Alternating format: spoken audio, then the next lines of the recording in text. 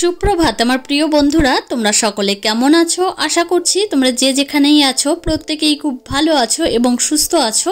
আমিও বেশ ভালোই আছি। এস ফ্যামিলিতে আরও একটি নতুন ঝলমলে ব্লগে তোমাদেরকে অনেক স্বাগত জানাই।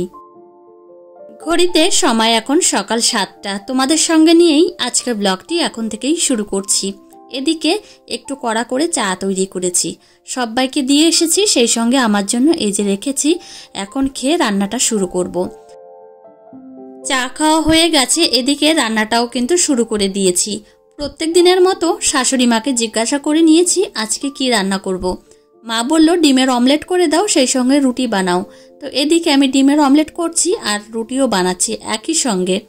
বাড়িতে যদি 5 জন মানুষ থাকে তাহলে কিন্তু 5 জনের মতামত একটু আলাদা হয়, সেই সঙ্গে কিন্তু খাওয়া দাওয়া একটু আলাদা হয়। 4টে ডিমের অমলেট করেছি, তার মধ্যে 3টেতে আমি পেঁয়াজ কুচি দিয়েছি আর একটাতে পেঁয়াজ কুচি দেব না। পেঁয়াজ কুচি যেটা দেব না সেটা আমার শাশুড়ি মার জন্য, আর আমার জন্য কিন্তু আজকে ডিম সিদ্ধ দেব। কেননা ডিমের অমলেট আমার খেতে ইচ্ছা করছে না, আর বিশেষ করে রুটি কিন্তু আমার একদমই খেতে ইচ্ছা করে না, কেমন একটা মনে হয় গলা দিয়ে নামতেই চায় না। তো যাই হোক, এই জায়গাটা কিন্তু একটু সাবান দিয়ে ভালো করে ঘষে মেজে নিলাম, কেননা এখানে ডিমের খোসাগুলো রেখেছি, একটু ডিম পড়ে গেছে নিচে, ওই কারণেই এখন সুন্দরভাবে একটু সাবান দিয়ে ঘষে মেজে নিলাম। জানো তো ডিম কেমন একটা আষ্টে গন্ধ হয়, কাঁচা ডিম, ওই কারণে এই জায়গাটা সুন্দরভাবে মেজে নিলাম। আর এখন মিক্সার মেশিনটাও সুন্দর করে মুছে নিলাম, আর জায়গাটাও একদম পরিষ্কার পরিচ্ছন্ন করে মুছে নিলাম। তো এদিকে রান্নাঘরে কাজবাজ কিন্তু অনেকটাই হয়ে গেছে, কিন্তু এখনও গ্যাস ওভেনটা মুছিনি। এই দিকটা ফাঁকা রয়েছে জন্য ভাবলাম এখানটা আগে পরিষ্কার পরিচ্ছন্ন করে নিই। তো এখন গ্যাস ওনান, সেই সঙ্গে এই গ্যাস টেবিলটাও সুন্দর করে মুছে পরিষ্কার করব। তো এই যে বাসন মাজার সাবান দিয়ে এখন সুন্দরভাবে জায়গাটা মেজে ঘষে নিচ্ছি। জানো তো এই বাসন মাজার সাবান দিয়ে কিন্তু মেজে ঘষে নিলে একদম তেলচিটে ভাব কিন্তু একদমই থাকে না, আর রান্নাঘরে কিন্তু একটু তেলচিটে ভাবটা বেশিই থাকে। আর আমাদের কিন্তু এই রান্নাঘরে কোনো চিমনি নেই, ওই কারণেই কিন্তু একটু তেলচিটে ভাবটা বেশিই হয়। আমার শ্বশুরমশাই বাজার থেকে এই যে বাজার করে নিয়ে এসেছে, আজকে এই যে কাতলা মাছ নিয়ে এসেছে, সেই সঙ্গে কিন্তু বাটা মাছ। আমাদের বাড়িতে 2 ধরনের কিন্তু মাছ আসে, একটা ছোট ধরনের আর একটা হলো বড়। তো এদিকে একজন দিদি ভাই আমাকে কিন্তু কমেন্ট করেছিল যে আমি কুলেখাড়ার রস কিভাবে তৈরি করি। এই যে দেখো কুলেখাড়াগুলো সুন্দরভাবে ধুয়ে পরিষ্কার পরিচ্ছন্ন করে নিয়েছি। এখন এইভাবে এই যে আমি কেটে নিলাম। এখন আমি মিক্সার মেশিনের যে বাটিটা রয়েছে এর মধ্যে যে দিয়ে দিলাম, এখন একটু জল দেব আর ভালো করে মিক্সার করে নেব।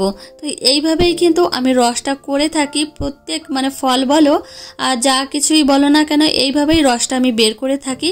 এতে কিন্তু সহজেই রসটা বেরিয়ে যায় তাড়াতাড়ি করে। আর ছাঁকনি দিয়ে কিন্তু অবশ্যই ছেঁকে নিতে হবে। তো এই যে আমার শ্বশুরমশাই আর আমার জন্য এখন দুজনে খাবো। আর এই যে দেখো যে চিবড়াটা রয়েছে সেটা ফেলে দিলাম।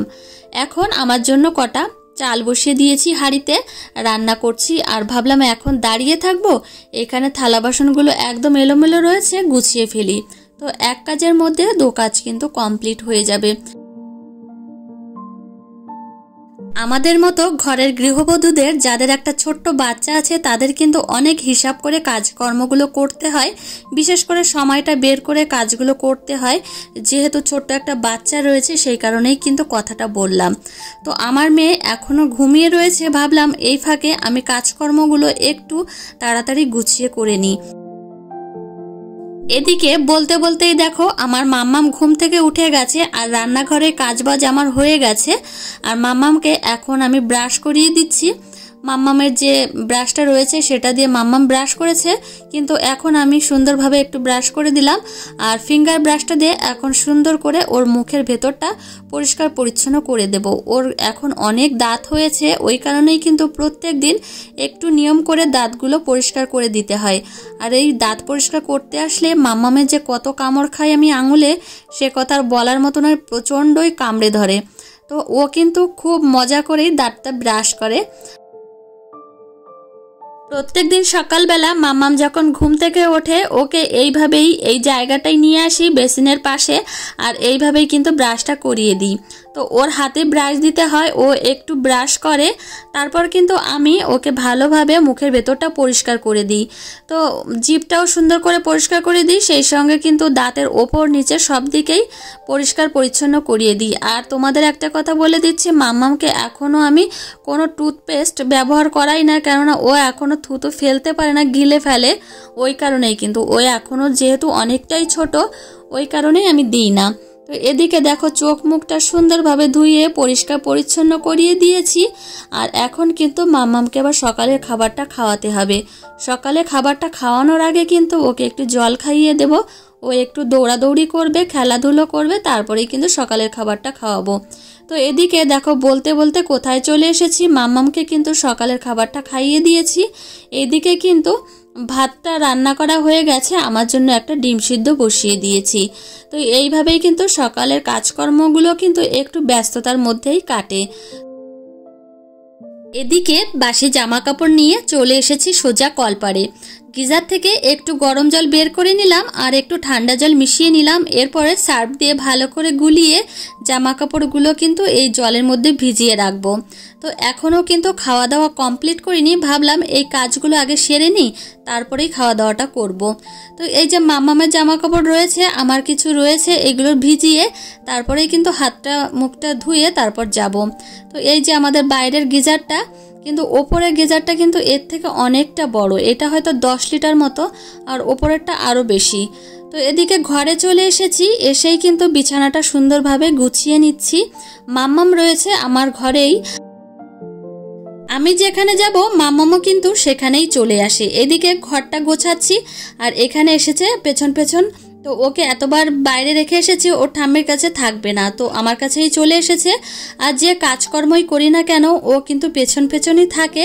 বিশেষ করে যদি বাথরুমে স্নান করতেও যাই, দেখব বাইরে ও দাঁড়িয়ে রয়েছে, টয়লেটে গেলে দেখব টয়লেটের দরজার সামনে গিয়ে দাঁড়িয়ে রয়েছে, এরকম একটা ব্যাপার।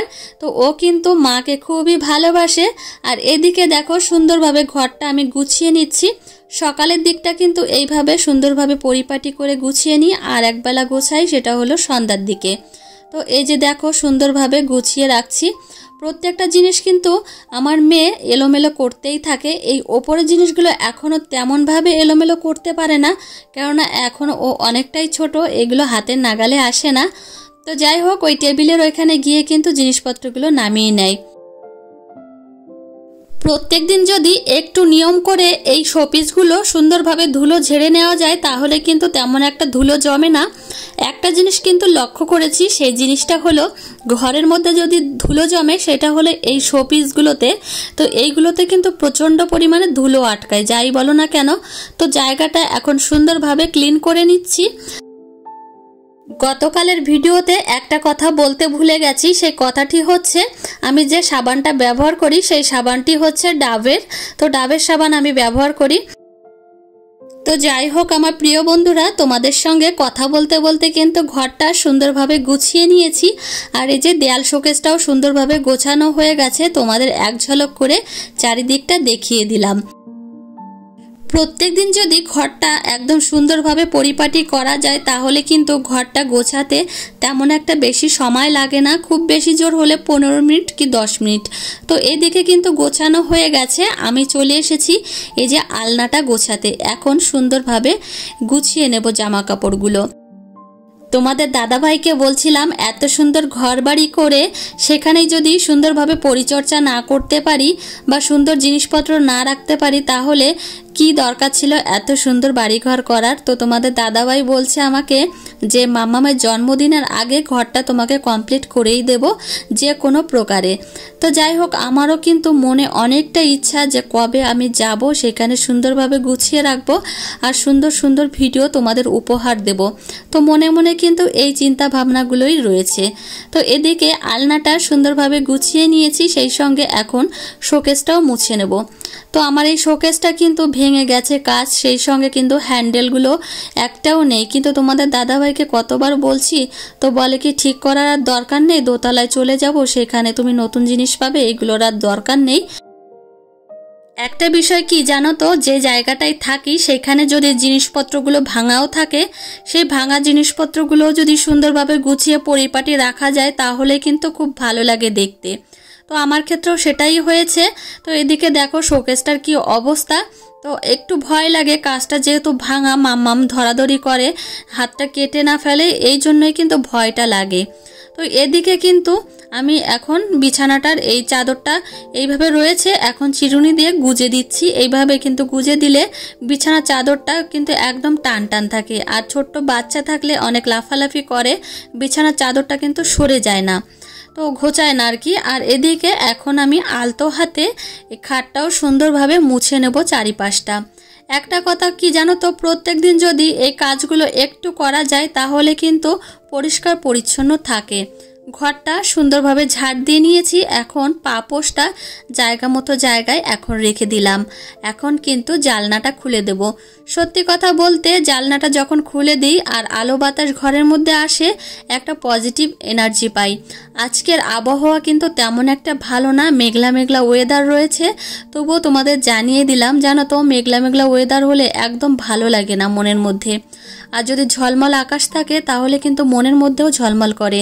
এদিকে দুপুর হয়ে গেছে, দুপুর হয়নি, 11টা বাজে। মাম্মামকে এখন একটু ফ্রুট জুস খাওয়াবো। আজকে এই যে মৌসম্বি লেবুর রসটাই খাওয়াবো।